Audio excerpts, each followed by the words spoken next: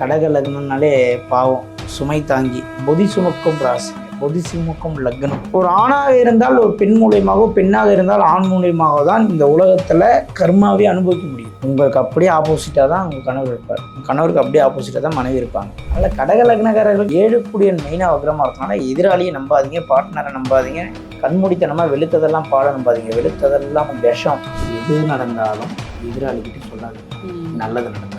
ஏன்னா உங்களுக்கு சுற்றி யாரும் நல்லாவா இருக்க மாட்டாங்க. ரெட்ரோ ஆன்மீகம் நேயர்களுக்கு வணக்கம். நான் கலைப்ரியா பழனி. இன்னைக்கு நம்ம யார் கூட பேச போறோம் அப்படின்னா சம்பத் சுப்பிரமணியம் அவர்கள் கூட தான் பேச போறோம். வணக்கம் சார். வணக்கம் மேடம். எப்படி இருக்கீங்க? நல்லா இருக்கேன். ரொம்ப சந்தோஷம் சார். பொதுவாவே இந்த சனி வக்ரம் ஆயிட்டாரு, குரு வக்ரம் ஆயிட்டாரு அப்படின்னு நம்ம வார்த்தை மூலமா கேட்டுருவோம்.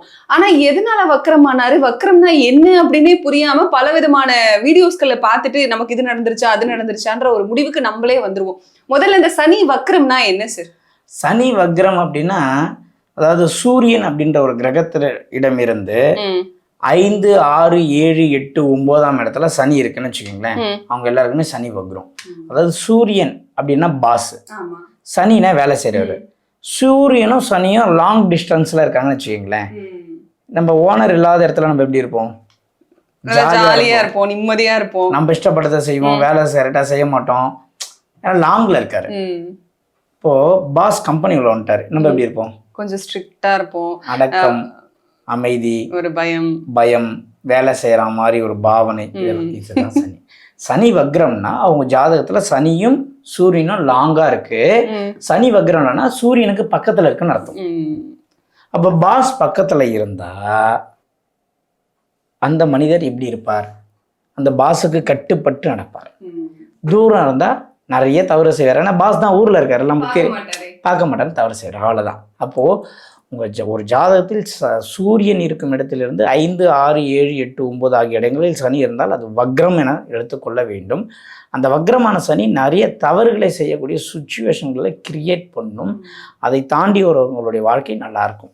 அதுதான் சனி வக்ரம் நம்ம சொல்றோம். இப்போ நிறைய பேர் இருந்தா கூட ஒருத்தருக்கு சனி வக்ரம் இருக்கு, இன்னொருத்தவங்களுக்கு சனி வக்ரம் இல்லைன்றது எப்படி சார் கண்டுபிடிக்கிறது? அவங்களுடைய ஜாதகத்துல சூரியன் இருக்கும் இடத்தில் இருந்து 5, 6, 7, 8, 9ல சனி இருந்தா வக்ரம் எடுத்துக்கணும்.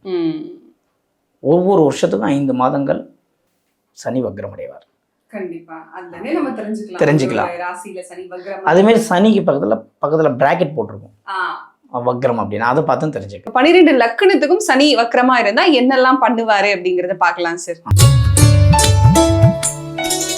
கடக லக்னத்துல பிறந்த ஒருத்தருக்கு சனி வக்ரம் ஆயிட்டாருன்னா என்னெல்லாம் பண்ணுவாரு சார்? ஆமா, ஏன்னா கடக லக்னம்னாலே பாவம், சுமை தாங்கி. அதாவது சபரிமலையில ஒரு கழுதை மேல நிறைய மூட்டையை வச்சு அனுப்புவாங்க. நான்லாம் ஸ்டார்டிங்ல சபரிமலை போகும்போது பம்பா வழி போயிட்டு இருந்தேன். அப்பெல்லாம் கழுதையை பார்ப்பேன். இப்போல்லாம் புல்மேடு வழியில் போகிறேன். ஒரு 7 வருஷமாக புல்மேடு பாதையில் போயிட்டுருக்கேன். 7 8 தெரில, 7 8 வருஷமாக புல்மேடு பாதையில் போயிட்டுருக்கேன். ஆனால் இப்போ நீங்கள் கடகம் சொல்லும்போது அந்த கழுதை ஞாபகம் வருகிறது. பொதி சுமக்கும் ராசிங்க அது, பொதி சுமக்கும் லக்னம்.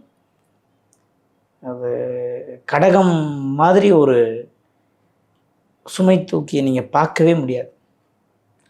எவ்வளோ அடித்தாலும் தாங்கி அது அப்படியே அடிக்க அது என்ன ஆகும்? இப்போ இரும்பு அடிக்க கத்தியாக மாறுது பாரு. தங்கத்தை அந்த வயிற இதை அந்த பட்டையை தீட்ட வைரமாக ஜொலிக்கும். அந்த மாதிரி கடகம் ஒரு சுமை தாங்கி. அவங்களுக்கு 7 கூரியன் வக்ரம் ஆயிட்டான்னு வச்சுக்கிங்களேன். திருமண வாழ்க்கையில் தயவு செஞ்சு சொல்கிறேன், ரொம்ப பொறுமையாக முடிவிடுங்க. பார்த்தவொடனே ஐயோ இவதான் என் தேவதைன்னு சொல்லி தலையை கட்டா அப்புறம் மறுநாள் தான் தெரியும் அவசரப்பட்டு நம்ம முடிவு எடுத்துட்டோமே. ஆமா, 7 கூரியன் வக்ரம் இல்லை. திருமண முடிவுல அவசரப்படக்கூடாது. ஆனா அதில் தான் இவங்க அவசரப்பட்டு முடிவு எடுத்துருவாங்க. அதாவது சனி வக்ரமாக இருந்தால், கடக லக்னமாக இருந்தால், சும்மா தலையும் புரியாம வாழும் புரியாம வீடியோ பார்த்துட்டேன்னா கடகராசி எனக்கு வக்ரம், நான் நல்லா தானே இருக்கிறேன், பிடிச்ச பொண்ணு கல்யாணம் பண்ணிலாம் கேட்காதீங்க. கடக லக்னம் 7 வக்ரமும் இருக்கணும். சில பேர்லாம் பாதி தூக்கத்தில் நம்ம வீடியோ பார்க்குறாங்களாங்கிறாங்க. என்ன சொல்கிறாரு, நான் போன வாட்டி என் ஃப்ரெண்டு ஒருத்தர் ரெஃபர் பண்ணார் அஸ்ட்ராலஜி பார்க்கணும். அவர் அஸ்ட்ராலஜி பார்க்கும்போது அவர் சொல்கிறாரு, சார் நான் டெய்லி நைட் ஷிஃப்ட் முடிச்சுட்டு வரும்போது பஸ்ஸில் ஹெட்ஃபோன் போட்டு உங்கள் வீடியோ தான் சார் கேட்டு வருவேன். தூக்கத்தில் அரை தூக்கத்தில் கேட்குறவங்களாம் தெளிவாக இன்னொரு வாட்டி கேட்டுருங்க. ஏழுக்குரியன் வக்ரமானா ஏழுக்குடையவன் நல்லது செய்ய மாட்டான். அப்போ ஆப்பனண்ட்டுக்கிட்ட இருந்து நீங்கள் எப்படி நல்லது எதிர்பார்ப்பீங்க? அப்போ கொஞ்சம் வெயிட் பண்ணி பெஸ்ட்டாக கல்யாணம் பண்ணுங்க. அவசரப்பட்டு டக்குன்னு ஒரு பிஸ்னஸ் பார்ட்னரு ஒரு கம்பெனியில் வந்து ஒரு பாண்ட் பேப்பரில் சைன் பண்ண வச்சு நீங்கள் ஒரு பிஸ்னஸை பார்ட்னரை உள்ளே சேர்க்கறதுக்கு இதெல்லாம் ரொம்ப எச்சரிக்கை வேணும். திருமணம் வேறு நண்பர்கள் வேறு அல்ல. ஒரு சீக்ரெட் சொல்லிட்டோம்ல, பெரிய சீக்ரெட். ஒருத்தருக்கு திருமண வாழ்க்கை எப்படி இருக்கணும் அப்படின்னு நீங்கள் தெரிஞ்சுக்கணுன்னா ஜாதகம் பார்க்குறதெல்லாம் கொஞ்சம் தான் தெரிஞ்சுக்க முடியும். அதுலேயே முழுசாக தெரிஞ்சுக்கலான்றீங்க. நான் சொல்கிறதில் ஃபாலோ பண்ணிங்கன்னா முழுசாக தெரிஞ்சுக்கலாம். உங்களுடைய நண்பர்களை பற்றி இது நாள் வரைக்கும் பள்ளி, கல்லூரி, வேலை ஆகிய இடங்களில் உங்களுக்கு எப்படிலாம் நண்பர்கள் அமைந்திருக்கிறாங்க, எவ்வளோ க்ளோஸ் அமைஞ்சிருக்காங்க, இல்லை உங்களுக்கு ஃப்ரெண்ட்ஸே கிடையாதா, இல்லை ஃப்ரெண்ட்ஸால் நிறைய பாதிக்கப்பட்டிருக்கீங்களா, இப்படி பார்த்தீங்கன்னா வச்சுக்கிங்களேன், அதே மாதிரி தான் உங்களுக்கு கனவு. Same ditto. சார் எனக்கு நல்ல ஃப்ரெண்டு சர்க்கிள் சார், கால் பண்ண இன்னைக்கு அப்படியே வந்து நிற்பாங்க சார், நல்ல கனவு காமிங்க சார். நான் எனக்கு அவ்வளோ ஃப்ரெண்ட்ஸ் இல்லை, 2-3 பேர் தான் ஃப்ரெண்ட்ஸு. அதுலேயும் ஒருத்தன் ரொம்ப பெரிய துரோகம் பண்ணிட்டான். ஐயோ, திருமண வாழ்க்கையில் பிரச்சனை இருக்குன்னு அர்த்தம். 7ஆம் இடம் என்பது முக்கியம். நம்மளுடைய சுற்று வட்டாரத்தை தெரிந்து கொண்டால் திருமண வாழ்க்கையை நம்ம தெரிந்து கொள்ளலாம். ஈஸியாக தெரிஞ்சுக்கலாம், ரொம்ப கிளியராக தெரிஞ்சுக்கலாம். ஒரு ஆணாக இருந்தால் ஒரு பெண் மூலியமாகவோ, பெண்ணாக இருந்தால் ஆண் மூலியமாகவோ தான் இந்த உலகத்தில் கர்மாவே அனுபவிக்க முடியும். அதுதான் 7ஆம் இடத்துல திருமணத்தை வச்சுட்டான், எங்கேயும் மிஸ் ஆக முடியாது. உங்களுக்கு அப்படியே ஆப்போசிட்டாக தான் உங்கள் கணவர் இருப்பார், உங்கள் கணவருக்கு அப்படியே ஆப்போசிட்டாக தான் மனைவி இருப்பாங்க. நிறைய விஷயம் ஒத்து போனாலும் ஏதோ ஒரு விஷயம் கடைசி வரைக்கும் ஒத்தே போவாது. சில பேருக்கு நிறைய விஷயம் நல்லா அண்டர்ஸ்டாண்டிங் இருக்கும், ஆனால் ஏதோ ஒரு விஷயம் மட்டும் 2 பேருக்கும் மிஸ்மேட்ச் ஆகும். அது உணவு வழியோ, வெளியூர் போகிறதுலையோ, ஆலய வழிபாட்டிலையோ ஏதோ ஒரு மாற்ற கருத்து நிச்சயமாக இருக்கும். அதனால் கடக லக்னக்காரர்களுக்கு 7 கூடியவன் 8 கூடியவன் வக்ரமாவதால் 7 கூடியவன் மெயினாக வக்ரமாகிறதுனால எதிராளியை நம்பாதீங்க, பார்ட்னரை நம்பாதீங்க, கண்மூடித்தனமாக வெளுத்ததெல்லாம் பாலை நம்பாதீங்க. வெளுத்ததெல்லாம் பால் இல்லை, வெளுத்ததெல்லாம் விஷம் அப்படின்னு உங்களுக்கு மட்டும் ஸ்பெஷலாக சொல்கிறேன். கடக லக்னத்துக்கு 7 வக்ரம் என்ன வாங்கினே உட்காருங்கண்ணே சாப்பிடுங்கண்ணே, ஐயோ நீங்கள் சாப்பிடாத போயிட்டே கூடாதுன்னுவான். அதில் வந்து பால் டயர் கலந்து வச்சிருப்பான். அதாவது ஒரு உதாரணத்துக்கு சொல்கிறேன். அதுக்குன்னு கடக லக்னக்காரன் 7 வக்ரன்ட்டு சொந்தக்கார வீட்டில் போய் ஐயோ இதை வந்து பால் டயர் கலந்துருக்கணும் வீடியோவில் சொன்னாங்கன்னு இருந்து வந்துடாதீங்க. ஒரு உதாரணத்துக்கு சொல்கிறேன். இந்த மாதிரி 7 அதாவது கடக லக்னம் 7 வக்ரம், சனி வக்ரம். இவர் ஒரு கார் எடுக்கிறாருன்னு வச்சுக்க, யாரு? கடக லக்னக்காரர். அவன் ஃப்ரெண்ட்ஸுக்கே அது பிடிக்காது.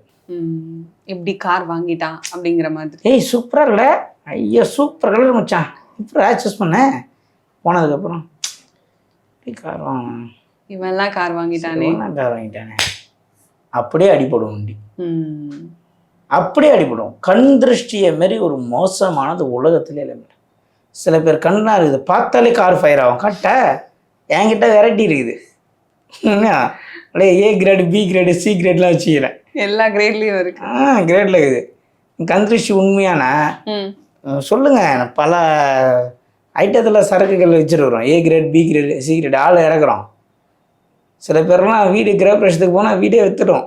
சில பேர்லாம் வீடு கிரகப்பிரவேசத்துக்கு நீங்கள் கூப்பிட்டீங்கன்னா அந்த வீடே விற்றுருவீங்க. அதில் A grade, A grade peoples.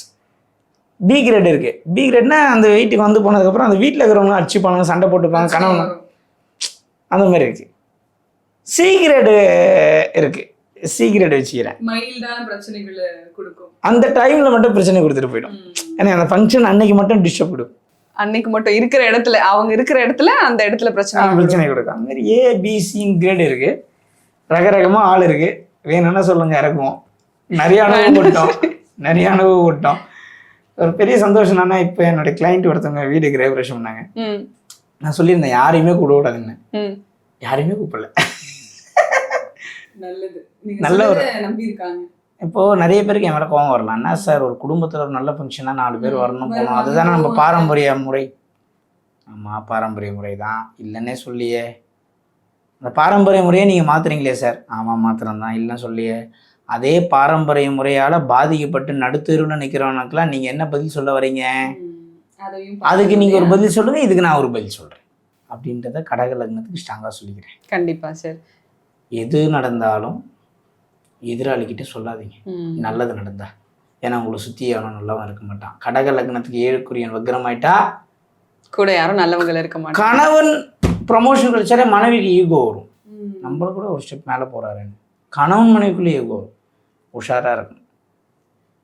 சரிங்களா? கண்டிப்பா சார். இப்போ நான் வந்து இந்த சனி வக்ரத்தை பற்றி பேசியிருக்கேன். ஆமா. முதல்ல சனி என்பது ஒரு ஸ்லோவான கிரகம். அது வக்ரம் ஆயிடுச்சுன்னா ரொம்ப வேகமாக வேலை செய்யும். அது வேகமாக வேலை செய்யணும்னா எப்படி வேலை செய்யணும்? உங்கள் லக்னத்துக்கு சனி எந்த பாவமாக வருகிறதோ அந்த பாவத்தில் அது வேகமாக செயல்படும். அதே மாதிரி அந்த பாவத்தில் அது உண்மையாக இருக்க தவறும். உண்மையாக இருக்க தவறும். சனி என்றால் நீதி, நேர்மை, நியாயம், தர்மம். இந்த மாதிரி வக்ரம் என்றால் இதுக்கு அப்படியே ஆப்போசிட். அது நீதி இருக்காது, நேர்மை இருக்காது, எதுவுமே இருக்காது. ஆனால் சனி வக்ரமானவங்க தான் நீதி நேர்மையை பற்றி அதிகமாக பேசுவாங்க. யாருக்கு எது இருக்காதோ அதை தான் அவங்க அதிகமாக வெளிப்படுத்துவாங்க. கண்டிப்பா கண்டிப்பா. இப்போ மேக்கப் போடுறாங்க இல்லையா? ஆமா. மேக்கப் போடாதவங்க தான் உண்மையான அழகானவர்கள். மேக்கப் ஏன் அதிகமாக ஒருத்தவங்க போடுறாங்கன்னா அவங்களுக்குள்ள இருக்கக்கூடிய தாழ்வு மனப்பான்மை அதை வெளிப்படுத்துறாங்க. ஒரு கோழை ரொம்ப யார்கிட்ட போனாலும் சண்டைக்கு போவான். ஏன்னா அவன் கோழை என்ற எண்ணம் அவனுக்குள்ள அதிகமாக பதிஞ்சதுனால நான் கோழை இல்லைன்னு அவன் சொல்றான், காட்டுறான், தெரியப்படுது நானும் வீரன் தான்றான். ஆனால் உண்மையிலே ஒரு வீரன் சண்டைக்கு போனால் சமாதானம் தான் படுத்துவான். முடியாத பட்சத்தில் தான் அவனுடைய தைரியத்தை காட்டுவான். அந்த மாதிரி அந்த வக்ரம் ஆயிட்டுனா ஓவரா நீதி நேர்மை சட்டம் எல்லாம் ரூல்லாம் பேசுவாங்க.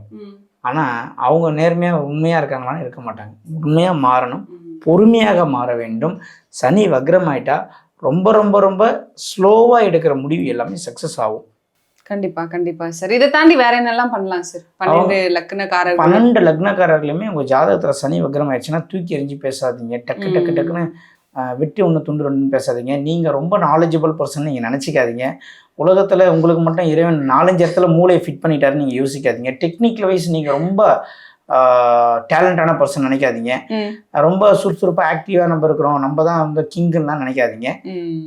இறைவன் அப்படிலாம் நினைக்க வச்சு பின்னாடி உங்களுக்கும் ஒரு பிரச்சனை கொடுப்பாரு. கொஞ்சம் நிதானமா பயணிங்க, சேஃபா இருப்பீங்க. கண்டிப்பா சார்.